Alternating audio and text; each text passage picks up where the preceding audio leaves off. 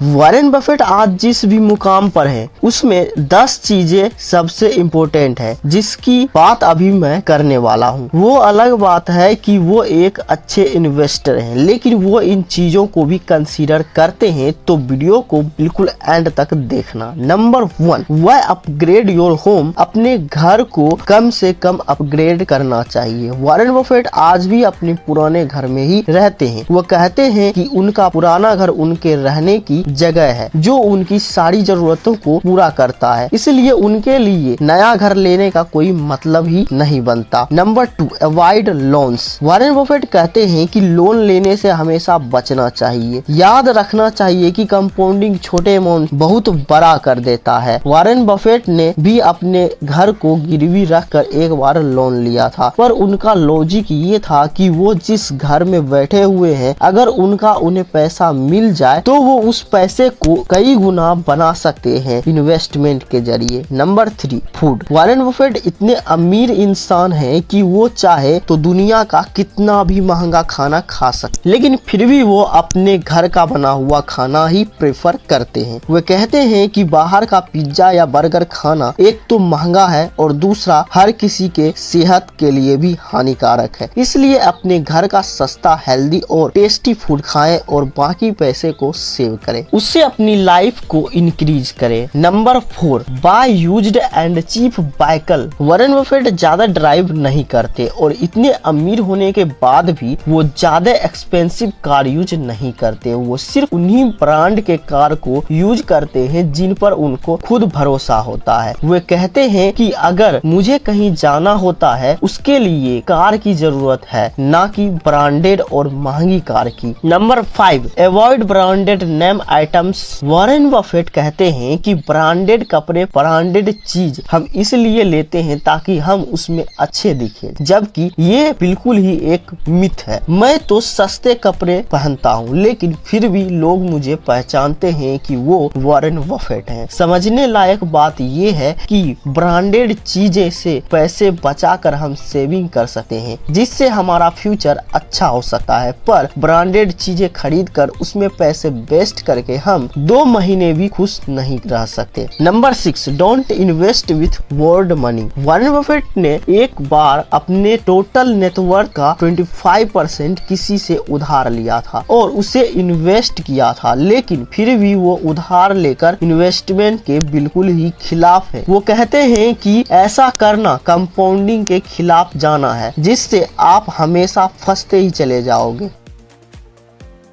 Number 7, job versus side hustle. Warren Buffett कहते हैं कि आप एक ऐसी नौकरी चुनो जिसका काम करना आपको पसंद है, न कि ऐसी नौकरी जिसमें पैसा ज्यादा हो। वो कहते हैं कि यही कारण है कि मैं आज इतना सक्सेसफुल हूँ, क्योंकि मैंने 10 साल से लेकर 60 साल के बाद भी अपने काम को पसंद करता रहा हूँ, जो काम है इन्वेस्टमेंट। और आप भी नौकरी पसंद नहीं करते हो तो साइड हसल जरूर करें। Number 8, avoid spending on things you don't need. Warren Buffett ने अपने पहले बच्चे के लिए ड्रेसर को वाशिनेट में बदला था और अपने दूसरे बच्चे के लिए झूला उधार लिया था। इसके पीछे लॉजिक ये है कि वो कहते हैं कि आप ऐसी चीजों को अगर खरीदते हो जिसकी बिल्कुल भी जरूरत नहीं है, तो बहुत जल्द आपको अपनी जरूरतों की चीजें बेचनी पड़ेगी, क्योंकि आपको पता होना चाहिए कि आपको किस चीज की जरूरत है, किस चीज की नहीं। Number 9, use more cash. Credit card और डेबिट कार्ड आज के टाइम पे सुविधाजनक तो है, पर ये आपको ज्यादा खर्च करने पर मजबूर भी करती है। वॉरेन बफेट कहते हैं कि ये पुराने तरीके हो सकते हैं, पर बजट डिसाइड करने का इससे अच्छा तरीका नहीं है, क्योंकि इसमें आपके पास जितने पैसे हाथ में होंगे या जेब में होंगे उतने पैसे को ही आप खर्च कर पाओगे, इसलिए कैश ही यूज करो। आपको भी ऐसा लगता है तो कमेंट में जरूर बताना। Number 10, coupons and discount.